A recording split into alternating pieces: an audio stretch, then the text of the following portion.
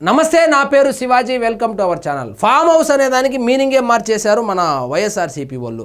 బేసిక్గా farm house అంటే అది వ్యవసాయ క్షేత్రము, దానికి సంబంధించింది. ఇప్పుడు దాన్ని వ్యవసాయ క్షేత్రంగా ఎవ్వరు వాడడం లేదు. డబ్బున్న వాళ్ళు నగర శివార్లలో విచ్చలవిడిగా భూములు కొనేసి దానికి ఒక కాంపౌండ్ వాళ్ళు కట్టుకొని మధ్యలో చెట్లు పెట్టుకొని ఆ స్విమ్మింగ్ పూల్ ఒకటి పెట్టుకొని ఆ వీకెండ్స్లోకి వెళ్ళి అక్కడ సేద తీరడము, అదేవిధంగా కొంచెం మద్యము సేవించడం లాంటివి ఈ మధ్యకాలంలో అయితే రేవ్ పార్టీలు కూడా చేసుకుంటున్నారు. కానీ వైఎస్ఆర్సీపీ వాళ్ళు ఏం చేస్తారంటే ఫామ్ హౌస్లు ఎందుకు వాడతారంటే డబ్బులు దాచుకోవడానికి బీరువానో లేకపోతే ఒక ఫ్లాటో సరిపోతుంది కదా. ఫామ్ హౌస్ ఎందుకంటే వీళ్ళు చేసేటువంటి కుంభకోణాలు పెద్దవి కాబట్టి పెద్ద పెద్ద ఫామ్ హౌస్లు కావాలి. సో నిన్నటికి నిన్న శంషాబాద్ మండలము ఆ హైదరాబాద్ శివార్లలో ఒక ఫామ్ హౌస్లో 11 కోట్ల రూపాయలు పట్టుబడింది. ఆ 11 కోట్ల రూపాయలు ఎవరివి అంటే ఆంధ్రప్రదేశ్ లిక్కర్ కుంభకోణానికి సంబంధించి A1గా ఉన్నటువంటి రాజ్ కసిరెడ్డి ఎవరైతే ఉన్నారో ఆ రాజ్ కసిరెడ్డికి సంబంధించినటువంటి డబ్బులుగా విచారణలో అయితే తేలింది. సో ఇక్కడ చూడండి, బాక్సులు బద్దల్, లిక్కర్ స్కామ్ సొమ్ము 11 కోట్లు సీజ్. ఇంత భారీ నగదు పట్టుబడడం దేశ చరిత్రలోనే తొలిసారి.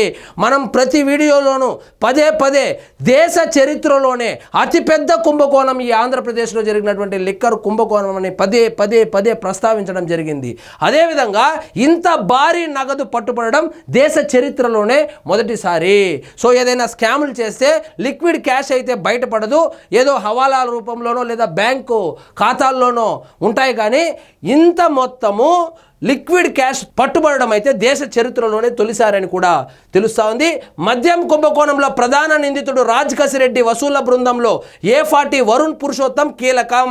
కసిరెడ్డి ఆదేశాల మేరకు బూనేటి చాణక్య, వరుణ్ పురుషోత్తం మద్యం ముడుపుల ద్వారా వచ్చిన 11 కోట్ల నగదును 2024 జూన్లో హైదరాబాదు శివార్లోని వర్ధమాన్ ఇంజనీరింగ్ కాలేజీకి తరలించారు.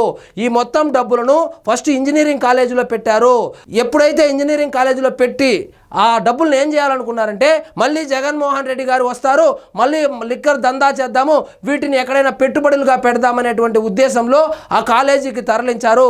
కానీ కాలచక్రం ఒకే విధంగా ఉండదు కాబట్టి జగన్మోహన్ రెడ్డి గారు ఘోరాతి ఘోరంగా ఓడిపోవడము, కూటమి ప్రభుత్వం ఏర్పడడం జరిగింది. సో కూటమి ప్రభుత్వం ఏర్పడిన తర్వాత ఆ ఇంజనీరింగ్ కాలేజీలో ఉంటే మళ్ళా పట్టుబడతామనేటువంటి ఉద్దేశంతో దాన్ని నవంబర్ నెలలో ఆ ఫామ్ హౌస్కి అయితే ఎవరు గుర్తుపట్టారు. ఫామ్ హౌస్లో కనుక డబ్బులు పెడితే ఎవరు ఊహిస్తారు? ఇన్ని బస్తాల డబ్బులు ఒక ఫామ్ హౌస్లో. ఫామ్ హౌస్ అంటే ఏముంటాయి? ఆవులో, మేకలో, గొర్రెలో, లేకపోతే చిలకలో, నెమల్లో ఉంటాయి. కానీ ఇన్ని కోట్ల రూపాయలు ఫామ్ హౌస్లో ఉంటుందని ఎవరు ఊహించరు కదా. కాబట్టి ఫామ్ హౌస్కు తరలించారు. ఆ ఫామ్ హౌస్ ఎవరిది అంటే రాజ్ కసిరెడ్డికి సంబంధించినటువంటి వాళ్ళ బంధువులదిగా తెలుస్తోంది. దుబాయ్కి పారిపోయిన వరుణ్ తిరిగి వస్తున్న విషయం తెలుసుకున్న సిట్ మంగళవారం రాత్రి శంషాబాద్ ఎయిర్పోర్ట్లో అతన్ని అదుపులోకి తీసుకుంది. లోతుగా విచారించగా ఫామ్ హౌస్లో నగదు డంప్ విషయం బయటపడింది. ఈ ఫామ్ హౌస్ ఒకటే కాదు, హైదరాబాద్లో దాదాపు 5 అపార్ట్మెంట్లలో ఫ్లాట్లు కొనుగోలు చేసి వాటిలో కూడా ఈ నగదును అయితే డంప్ చేసినట్లు వార్తలు వచ్చాయి. దాన్ని మనము చాలా వీడియోల్లో కూడా ప్రస్తావించడం కూడా జరిగింది. అదేవిధంగా ఆంధ్రప్రదేశ్కు సంబంధించి ఈ లిక్విడ్ క్యాష్ డెన్ ఎక్కడ పెట్టారంటే జగన్మోహన్ రెడ్డి గారి తాడేపల్లి ప్యాలెస్ ఏదైతే ఉందో దానికి సమీపంలో ఒక ఫ్లాట్ని అద్దెకు తీసుకుని అక్కడి నుంచి ఆ డబ్బులు డంప్ చేసి ఆ డబ్బులను ఓట్ల కొనుగోలుకైతే వాడినట్లు కూడా విచారణలో బయటపడింది. వెంటనే సోదాలు నిర్వహించి 12 అట్టపెట్టెల్లో దాచి ఉంచిన 11 కోట్ల నగదును సిట్ స్వాధీనం చేసుకుంది. ఇక్కడ చూడండి, సిట్ స్వాధీనం చేసుకున్నటువంటి డబ్బులు వీళ్ళ లక్కీ నెంబర్ 11 కోట్ల రూపాయలు పట్టుబడింది. సో ఇప్పుడు నిన్న పేర్ని నాని ప్రెస్ మీట్ పెట్టి ఆ 11 కోట్లు మాకు సంబంధం లేదు, అసలు లిక్కర్ కుంభకోణమే జరగలేదు, అసలు జగన్మోహన్ రెడ్డి గారికి సంబంధమే లేదు, రాజ్ కసిరెడ్డి ఎవరో కూడా తెలియదని చెప్పి చెప్పుకొచ్చారు. మరి లిక్కర్ కుంభకోణమే జరగకపోయింటే ఈ 11 కోట్ల రూపాయలు ఎవరివి? పేర్ని నాని కాదు, రేపు పొద్దున రోజా మేడం గారు ప్రెస్ మీట్ పెట్టి నారా లోకేష్ గారు ఈ డబ్బులు అక్కడ ఫామ్ హౌస్లో పెట్టి దాన్ని సోదా చేపించి పట్టుబడేటట్లు చేసి జగన్మోహన్ రెడ్డిని ఇరికించేలాగా ప్లాన్ వేశాడని కూడా చెప్పుకొని వస్తుంది.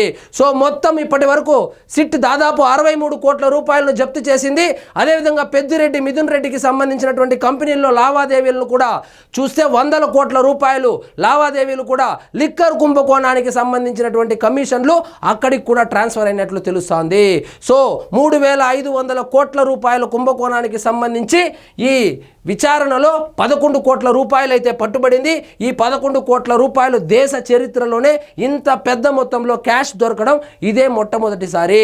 సో దేశంలోని అతిపెద్ద స్కామ్లలో జగన్మోహన్ రెడ్డి గారి హయాంలో జరిగినటువంటి ఆంధ్రప్రదేశ్లో జరిగినటువంటి లిక్కర్ కుంభకోణం మొదటి స్థానంలో ఉంటుంది.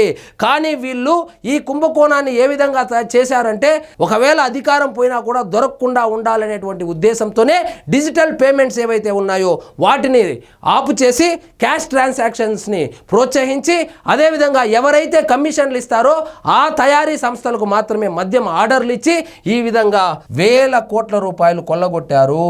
సో ఇప్పటికి దొరికింది చాలా తక్కువ మొత్తమే. ఇక విచారణ జరుగుతూ ఉంది. సో అంతిమ లబ్ధిదారుడికి ఎన్ని అట్టబాక్సులు పోయినాయి, ఆ అట్టబాక్సులను ఆ అంతిమ లబ్ధిదారుడు ఏమి చేశాడో తెలియవలసి ఉంది. సో మద్యం కుంభకోణానికి సంబంధించి మొత్తం దాదాపు 40 మంది దాకా అరెస్ట్ అయినట్లున్నారు. అందులో పెద్దిరెడ్డి మిథున్ రెడ్డి ఎవరైతే ఉన్నారో ఆయన అరెస్ట్ కూడా చాలా కీలకంగా మారింది. సో పెద్దిరెడ్డి మిథున్ రెడ్డికి సంబంధించినటువంటి కంపెనీలు ఏవైతే ఉన్నాయో వాటిలో డైరెక్ట్గా మనీ ట్రాన్స్ఫర్ అయితే జరిగినట్టు కూడా సిట్ విచారణలో అయితే తేలింది. సో ఇక మిగిలింది అంతిమ లబ్ధిదారుడు ఎవరు అనేటువంటి వేట మొదలైంది. సో త్వరలో అంతిమ లబ్ధిదారుని కూడా అరెస్టు చేసేటువంటి అవకాశాలు కనపడుతున్నాయని న్యాయ నిపుణులు అయితే అంటున్నారు. మరి చూద్దాం మరి ఏం జరుగుతుందో. సో ఇదండి ఈరోజు మన టాపిక్. మీకు ఈ వీడియో నచ్చినట్లయితే లైక్ చేయండి, షేర్ చేయండి, ఛానల్ మాత్రం సబ్స్క్రైబ్ చేసుకోవడం మర్చిపోవద్దు.